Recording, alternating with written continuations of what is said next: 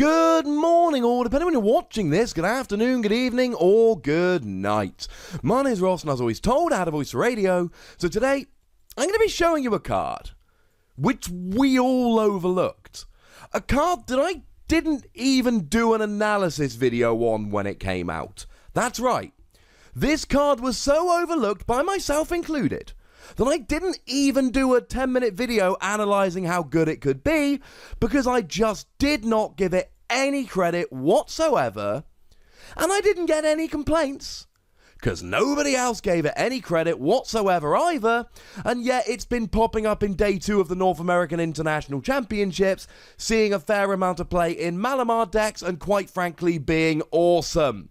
So I think at this stage, it's probably worth having a look. I am, of course, talking about the promo Mewtwo, which came around as part of Shining Legends. Now, if anyone wants to know, it was basically, there was a little pin collection, and you only got it when you bought this pin collection, where you'd get the pin and a couple of packs, and you'd get the Mewtwo. It wasn't in the Shining Legends set as a whole, it was just in this pin collection. It was, quite frankly, a card which we all kind of slept on. Maybe if it was in the set proper we wouldn't have, but we did, so it's a moot point. And it's actually come around as a very good, very competent non-GX attacker in its own right. So if we have a quick look at the basics here, it's got 120 HP, which is not good, because it means that Zoroark can get an easy one-hit KO, and as it turns out this weekend, Zoroark still everywhere. Still seeing a huge amount of play. And it's got a retreat cost of 2, which is kind of awkward. I know we've still got Floatstone at the moment, so it's not the end of the world. And it's got a weakness to Psychic, and all weekend we're seeing cards like Garbodor running around, and the Mewtwo from Evolutions, and quite frankly, there are a whole bunch of Psychic Pokemon running around, which of course we should expect, because Buzzwole is absolutely everywhere. Buzzwole is weak to Psychic, so everybody's trying to counter Buzzwole by playing Psychic Pokemon, and in doing so, are also going to be countering this Mewtwo. So we look at the basics here, it's not particularly good. Of course, you are a Psychic Pokemon, so you get to also counter Buzzwole, and you get to counter Necrozma GX, and you get to counter all these other Pokemon that are countering these Pokemon, like Mewtwo, for instance. So it's not bad. And actually, it's got quite a nice attack. Now, it's got 120 HP, and it says, as long as this Pokemon is your active Pokemon, your opponent's active Pokemon's attacks do 20 less damage before applying weakness and resistance. So you know that thing I said a minute ago about Zoroark getting an easy one-hit KO? Well, that's not actually true, because although you've got 120 HP, unless Zoroark is sitting there with a Garbodor on the field, and there are quite a few people playing Zoroark Garbodor this weekend, but unless that's the case, they're not actually getting a one-hit KO. But this is actually really cool, because if we look at Pokemon that have had this ability in the past, and regular viewers will know, I'm going to go to Donphan here, because Donphan is my favourite Pokemon that's ever had this ability. If we look at it, the general rule is you reduce it by 20 after applying weakness and resistance. And this could be huge, because let's say, for argument's sake, you are up against something like an Espeon GX. Now, that does 30 damage plus confusion. Now, usually speaking, with weakness, this would do 60. If the damage was reduced after weakness, it would go up to 60 with weakness, then down to 40 with the ability. But because it comes in before, then the 30 goes down to 10, the weakness gets applied, and it only does 20. This makes a big difference, especially in a format where there's a whole bunch of psychic stuff. Now, it's not always going to make a huge difference. Let's say Garbodor, for argument's sake. Garbodor with 3 items would be doing 120 with weakness, but then the ability would put it down to 100 and save it. With 4 items, it would be doing 160, then the ability kicks in, it does 140. Well, this one, with 3 items, the 60 comes down to 40, 80 not KO'd, but the 4 items comes down from 80 to 60, and then with the weakness is 120, and you are KO'd. So it's not always going to make a difference, but sometimes it will. It's nice to have the ability. And the attack here is very straightforward, it's very vanilla. 3 psychic energy, 100 damage.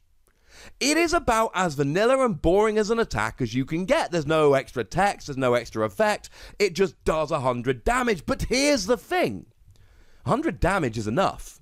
Buzzwole's got 190 and a weakness to Psychic, one-hit KO. Necrozma's got 180 and a weakness to Psychic, one-hit KO. Anything that you want to be hitting for weakness here, you're doing so. There's no relevant Pokemon that's weak to Psychic that's got more than 200 HP. And if there was, well, a non-GX you're hitting for 200, a GX you can add a choice band and hit for 260, and Pokemon don't have more than 250 HP at the moment. So actually, you're golden. Either way, you're getting the KO here. So the numbers work out absolutely beautifully. The only real issue here is this attack cost. Free psychic energy. Generally speaking, this is way too expensive, and you cannot afford to put free basic psychic on an 120 HP Pokemon. But that's where Malamar comes in. Malamar comes along, and all of a sudden, you're just attaching one psychic energy from your discard to a bench Pokemon every turn for every Malamar. Which means if you've got 2 Malamar out, you can easily get this Mewtwo going in one turn. So now, essentially, you're doing 100 damage, and all you've got to do is attach 1 energy from your hand. That's fine by me, ladies and gentlemen. I can live with that. So the energy cost is quite low. Comparatively, if you haven't got Malamar, the energy cost is horrific. But if you've got Malamar, the energy cost is quite low. You're getting a one-hit KO on all the weak Pokemon that you want to. And crucially, it's a non-GX. One of the things we've been seeing with Malamar decks since Malamar kind of came to prominence, Ultra Necrozma, giant Pokemon, gives up 2 prizes. Necrozma, giant Pokemon, big KOs, it can one-hit KO anything, gives up 2 prizes. So now the challenge becomes, can we go ahead and get these one-hit KOs on a non-GX? I don't want to use a Necrozma GX to KO a Buzzwole. What if my opponent's Buzzwole gets a Beast Ring and a Strong Energy, and then comes and hits me for 180 with Knuckle Impact and gets a one-hit KO back? I might be hitting for weakness, but we've both taken 2 prizes. I'm not getting an advantage out of that. Not really. But if I use Mewtwo to take 2 prizes off a Buzzwole, and then my opponent KOs me back, then we've both lost the energy, but I'm getting mine back with Malamar, so I don't care. And we've both lost a Pokemon, but I got 2 prizes and my opponent got 1 prize. So I'm winning that exchange. Both ways round, I'm happy. And Mewtwo's not just been an occasional one-off in Malamar decks this weekend. Bearing in mind, right, this is the biggest Pokemon tournament of the year by numbers of people. There are 1,500 Masters around about in this tournament. Little bit over with registration numbers. I don't know what the official numbers are, but it's about 1,500 people. And I'm talking about decks that I'm seeing playing in day 2 in the top 64 decks out of 1,500 people. And it isn't just like an, oh, I'll chuck it in as a one-off. This is a main attacker. This is played as 2 free copies in the deck. Now, I haven't seen Adam Hawkins' deck this weekend, but I know he went 9-0 on day 1, undefeated with Malamar Psychic.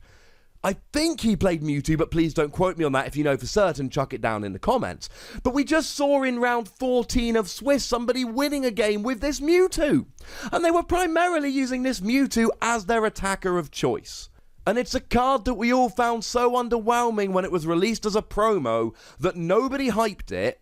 Nobody talked about it before this weekend. I did not see it popping up in deck lists. And I didn't even make a video saying how good it could be. And that's on me, ladies and gentlemen. I apologise. I should have made that video. But my point is, this is a card to take seriously. This is a card that's going to be legal for quite a while. And Malamar decks don't look like they're going anywhere. And one of the key skills in the Pokemon trading card game has always been winning the prize race. Taking 6 prizes more efficiently than your opponent. And Mewtwo, the promo here, does just that. You're taking GX KOs with a non-GX. Look, if you're against something like a Zoroark, this Mewtwo's rubbish. You're doing 80 damage. To be fair, you're 2-hit KOing of a choice band, and they're 2-hit KOing, but honestly, bit rubbish. But what I will tell you is, if you're against something that's weak, or you just need a decent non-GX attacker to take out non-GXs, and you're playing the Malamar Energy Acceleration, this Mewtwo is legit. One of the things that surprised me this weekend is seeing some Pokemon like Oranguru that we looked at earlier coming around that we really didn't expect to see and really haven't been talking about. And I see it as my job to bring you news of these Pokemon when they come and surprise us. But now it's over to you, ladies and gentlemen. Did this surprise you? Did you see this coming? Have you been testing with this Mewtwo?